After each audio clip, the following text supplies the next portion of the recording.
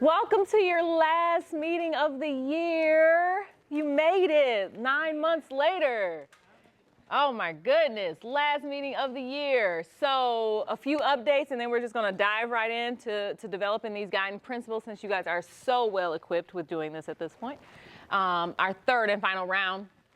I met with Fulton County, you know, since they just did a redistricting, trying to glean some lessons from them and just be some good stewards of partnership and sharing. They asked me a lot of questions about our process, but they're in the process of changing some of their policies and trying to figure out how to kind of condense the process that they did. So just, it was an interesting space just to share and understand what's going on. We've also met with COP. Yeah, virtually, and APS. So just trying to kind of hit the people that directly surround us to just gather some information as we kind of move into the thick of it, if you will, in the fall. Is there any way to give like one or two highlights? Or like, yeah, so I put together, there's a document, we'll be pushing some stuff in there this summer. There's a document that we're kind of condensing some of the feedback. Fulton has a very interesting and very different process for doing magnet school placement. I'm not going to give an opinion because I'm neutral. However, you should really look into it. It's very interesting. So we will, I'll give you guys some of that information, and it'll probably be a document that says neighboring districts or neighboring counties or something like that, and here's some of the stuff we've gleaned from those processes. So that was an interesting meeting. We are obviously still collecting more and more information. I think we just dropped some transportation information in the folders recently. Also very interesting. I had to go back and forth with transportation a few times just to understand what they gave me because it's a lot. And I was like, here's like all the nitty gritty data, but also like, here's a one pager of what I believe we're trying to say here. So definitely take a look into that. You know, we have 900 buses in this district. We're currently operating around 600 or so of them. And not because we don't need technically the 900 routes, because we don't have the drivers. And that's where kids are getting on the bus at 6 something in the morning. Like, is that really adequate? And is there a way of shifting and reimagining to reduce that time, right? So look at that as well. And I have been meeting with operations. Our weekly meetings have turned to looking at maps meetings. So pretty much any idea like closest proximity within a mile radius, reduced transportation, neighborhood-like, cluster-like. So they're starting to generate some of these maps. I did get a chance today to look at the mapping tool. It's a little complex, so I'm trying to like work on like, let's make this a little more consumable. There will be something that we could play around with. Apparently in 2007 or 2017, not really sure, someone in operations created a map that they put online that community members could play with and make maps. I was like, oh, okay, cool. So apparently there's a way of doing this that could be public is I guess the point.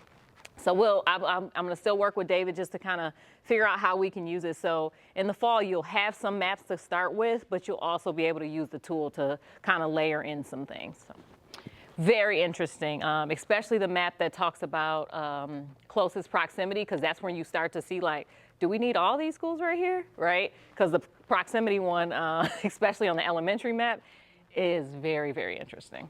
So start to play with some things so you have some things to come back to. Those are my big updates. So today, the last set of guiding principles around what things we should consider when determining program location and accessibility. So this is all your program stuff, and we know that some of that stuff from boundaries and buildings mixes in with this. So this is your opportunity to kind of create a holistic guiding principle, if you will, but think again about how the things you've been talking about around programs. And I think we did that in February, maybe. So look back at your February data worksheets, because that's going to have all the stuff you guys talked about in programming. Start to theme some of that stuff and make those themes into a guiding principle. Yes? Money programs specifically excludes like state level programs? So we talked about programs where bulks of children are moving across the district. So this does not include your MOID, I keep all these acronyms, like special ed placement programs, right? Like, because we don't have control technically of who those kids are. And as far as quantity go, we're not talking about hundreds or thousands of kids in the district, right? So think of programs where large portions of kids are moving across the district. So a lot of your school choice programs. Gifted as a program in or out of scope? It's in, no, it's in, those are school choice programs. Okay. Mm-hmm. So I would start with the basis of those programs on the school choice website, because all those are throughout the whole district. Over here. I just have a comment on the mapping tools. Mm-hmm. Everyone that I've ever encountered was based it on wrong data and was drawing the wrong conclusions before. So before you roll this one out, it'd be probably useful to beta test it with people. Yeah, that's a great point, to beta test it. So that's kind of what the summer, I'm trying to use the summer for, to beta test it with the internal SAP committee. So hopefully we'll see. We are also simultaneously going to start the clear process. So if I didn't tell you guys, we got approved for clear, which is we are using it as a residency verification tool, because between the registrars that we have gone to talk to and my registration team, they are not very convinced that the information in Infant Campus is accurate on where people live. People are using affidavits, you're using McKinney-Vento, they're using all kind of ways to get to, if you will, the school that they want. I need to know where they actually live. So before, to your point, at minimum, I'll probably at least have accurate addresses in the system. And so we'll probably run those maps after I get those addresses in the system. We are also working with a consultant group called HPM, who is taking over the East Blas management. Had a first meeting with them. So I've already mentioned, like, hey, I got a new tool coming, and we're gonna probably have some new data before you start running scenarios or tools. I need you to know that we have this information coming. So I'll be not resting this summer. I'll be working a little bit to hopefully get us some accuracy in this process. Yeah. All right, so remember that your guiding principle needs to be action-oriented, aligned with the SAP vision, and adaptable. And this is the question, oh, wrong way, question we're trying to get to. So go back to those data worksheets so you can remember what you guys discussed, start theming them, and create them into a principle. Yes? Can I ask a question about the survey from the last? Yeah. 'Cause I know when we met last time, it was the first time we were giving feedback on the first survey. Yes. It was overwhelming, and we said, let's do themes instead. But like this one, I feel like some of the concepts that we discussed, at least in our meeting, and I don't know what was in the other meetings, was lost. In the Like, I know themes? our specific ones for our team were not in the survey at all. So I don't know if that was intentional, but I just don't know how that got. Yeah, we put it through a tool that themed it. Like, we didn't do it ourselves. So if it, I'll have to look back at it. I'm not sure. Okay. Send it to us so we can look back at it to make sure a large concept didn't get lost. And we'll share the top 5 or 3. I forgot which one it is. Top 5, so you could see if it is embedded in something like that, because remember that those are going to be pretty large, so you'll still get to make recommendations within that scope. If you don't feel like it could fit in any of that scope, then let's talk a little more about that. Send me that. Yes, Nan? In our slides, it has like 2 big questions. Yeah, the first big question is really around how, read it to me again. What is the process DCSD uses to create and sunset? Yeah, so I think that's I feel like this is gonna be encompassed in a lot of what we're gonna do, so you can put it in there. But that was a really direct question around what are we doing with these programs in general. I think that's gonna become a little more operational versus where we place and put programs. So this is more about, like, where are they going to be? But that'll come up. I'm not as concerned about that one right now. It's because it's embedded in a lot of what we've already talked about, so I'm sure it's gonna come in there. And accessibility, do you mean, is it whatever we think it means, or is it? Up to your interpretation. Because that could be getting into the program, it could be accessing the program physically, like, is it near me? If it is near me, can I even get in it? Is the process of applying make sense for a family? All of it, yeah. So look back at that data worksheet, and even with the data worksheet, if you talked about sunsetting and stuff programs, you could still create themes around that too. So go back to that data worksheet and pull that stuff out. Yeah. All right, let's get to work so we can get some guiding principles.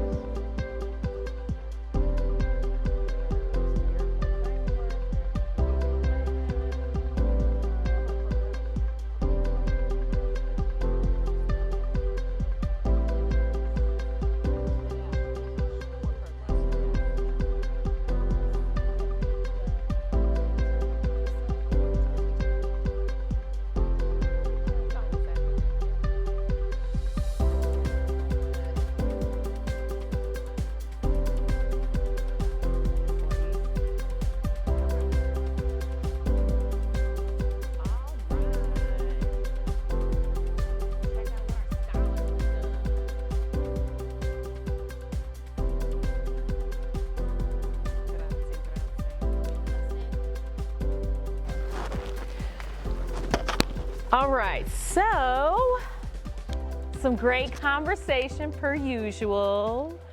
I just also want to make sure we remember that two things can be true, right? Like, we don't have to all agree on the one thing, because we are not bringing one recommendation to the board. It would be impossible, right? So we can bring a recommendation that might make sense for neighborhood and communities. We could bring a recommendation that might make sense for proximity, and we'll let them kind of hash out which direction they want to go in. But I think just having the different perspectives is really important, so we can show what that looks like, right? And so don't feel kind of bogged down if your groups don't necessarily agree. That's okay. That's why you got 3 guiding principles and not 1. Yeah.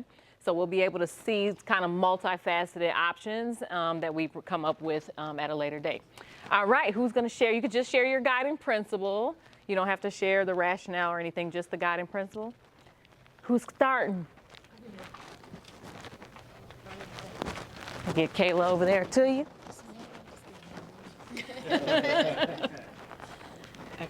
Okay, so for one of our guiding principles, we said resources like trained teachers, enough students, the program is the right size, need to be available in the school to support the children in a specific program in order to lead to success. So we also said develop an effective tracking system for the program to monitor how students are doing within the program. This will ensure accessibility to the students. And we have a lot of rationale for that, but our next one is, the program needs to meet the needs, desires, and commitment from the surrounding community. Another one is program location should take into account the impact on the existing school area. The program should be located so it enhances not just the individual school, but the entire nearby school community. And then we said program location should be selected keeping in mind the effort for startup and shutdown. A location should be able to be flexible by taking into consideration physical staff, resources, time, and effort. How many did y'all come up with? 4. 4. Okay, I was counting. Yeah. All right. Nice. Definitely. Give you a bonus. We appreciate it. Nice. Good job. Very good. I'm hearing you'll hear some replications. I've been to all the groups, so I've definitely heard some of that replicated in other ways. We'll see. Who's next? They're still a little wordy. We're trying to put a lot into 3. Okay. Strategically locate programs to balance district-wide enrollment, optimize facility utilization, and ensure equitable geographic access by using needs analysis, strengthening vertical alignment within school clusters, minimizing transportation barriers, and maximizing existing infrastructure. That was 1. That was 1, people. All right. Where you put the programs, that's the summary of that one. This is more about accessibility, but with a strong leaning on the awareness factor. Implement a county level, lots of discussion about local schools having biased reasons. Yeah. Implement a county level, multifaceted, culturally responsive awareness strategy that ensures all stakeholders have access to comprehensive program information through diverse communication channels, accessible formats, and proactive outreach. Most people have no idea what programs we even offer. Yeah. Fair. And let's see, hold on.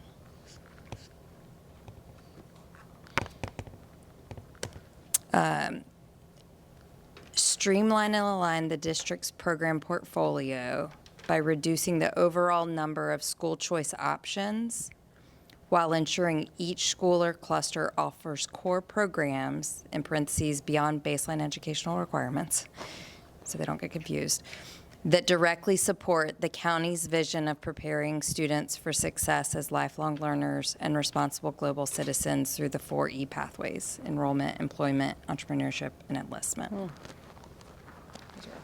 All right. Very nice. Passing the mic. Okay, we also had 4, but because 1 we had to split into 2, it was way too long. For programs with high applications, DCDS should consider whether it's sustainable to create the same programming in all neighborhood schools by analyzing data on cost, facilities, staffing, and transportation. DCDS should consider how special programs feed into next grade level or next schools based on enrollment and facility usage to ensure optimal facility utilization. DCDS should consider the data around enrollment when considering whether to close a program, including attendance rates, program goals, and success rates like graduation rates and test scores. So we still don't know what special theme schools are. The theme schools. We're like, what is it? Do we have goals? And then our last one was around equity, which I think we kind of struggled how we wanted to write that without getting too deep in the weeds, because that's not our job, I think, is what that we're supposed to do, right? But DCDS should consider or should ensure equitable access to programs across the district when developing enrollment criteria and the communications around programming. So Nice. try to get that enrollment and communications piece in there. Nice. Awesome. Thank you. All right. Pass it to David, because he's our spokes guy. Y'all, I apologize for us being loud. But we have some good stuff, I think, here. Guiding principle, programs should be able to be moved as needed to facilities that can serve and be accessible to the largest number of eligible students. This is all about making sure our capacity can be met for the demand, and also about central location so that most people can access it. Guiding principle number 2, programs should be cost effective compared to regular zone schools. The data should be transparent and accessible to anyone. And then finally, school programs should measurably add value by enhancing the natural talents and abilities of the individual student. This simply got to why do these programs exist and why are we investing in them? Nice. We could answer that question. I cannot answer that question. So yes, hopefully we can answer that question at some point. Fantastic. So again, there's a lot there, right? And so I'm very interested to see how all these wonderful guiding principles lead to some wonderful recommendations. We'll start playing with a lot of stuff in the fall, and I'll constantly kind of bring you back to, like, as you start playing with math and, like, so that guiding principle about programs, how does that meet that?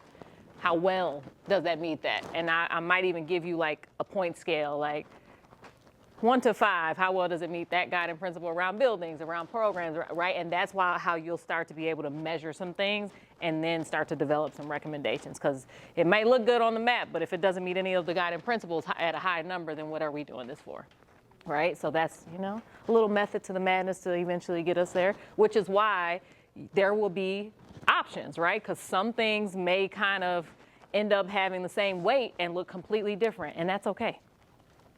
It'll be okay. Fantastic. So it's our last night. 9 months. We started in September. I was like a baby in DeKalb when we started this. And I think, what team are you guys back there? Team 2 mentioned something that was a little triggering. I was here as a parent, but I've learned a lot in this process. And I want to know, or be sure you guys know that I'm really just a facilitator. I'm learning a lot with you guys as well, which is why I'm very, very inquisitive and go back and ask a lot of questions, because it's easy when you are right here with your child in your school, in your neighborhood, and when you take a step back and look at the whole picture, it becomes way more complicated. This is not easy work, at all. And Dr. Horton is standing 10 toes down on this. Everywhere he goes, he is talking about student assignment. He is pushing our board members to talk about it. And still people don't know, right? So the moment we talk about a specific area, a specific cluster, or a specific school, that's when it's gonna blow up, right? And so the reason, right, I put everything on our website is so that you guys also have resources to push people to. You do not have to be the spokespeople for if you want to, that's great, but you don't have to be, right? Go look at our videos. Go look at the information online. This is what we've been talking about for 9 months. This is how we got there. So anything that comes out, I will try my best to do like a overall consumable something, probably a video, because people like videos, on just like, here's information we looked at, here's some of the data points we considered, here are the guiding principles that we use, here's how we got here.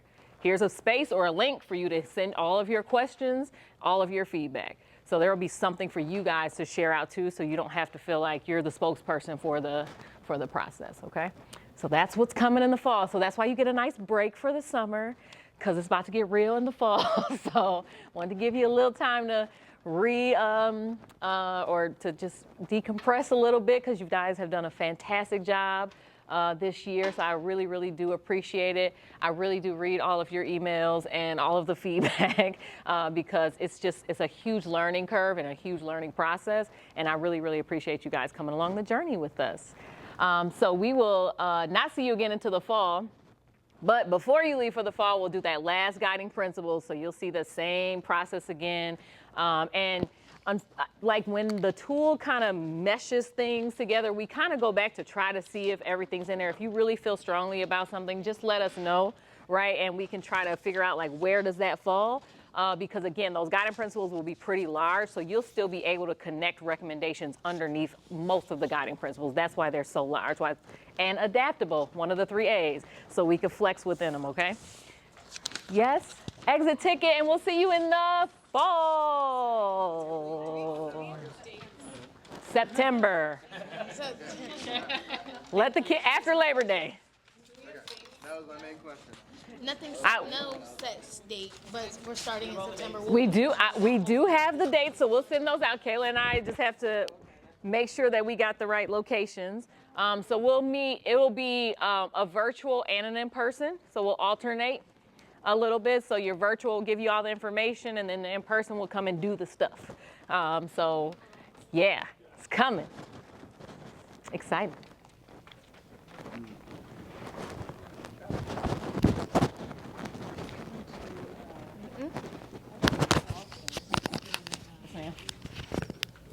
Yes, ma'am.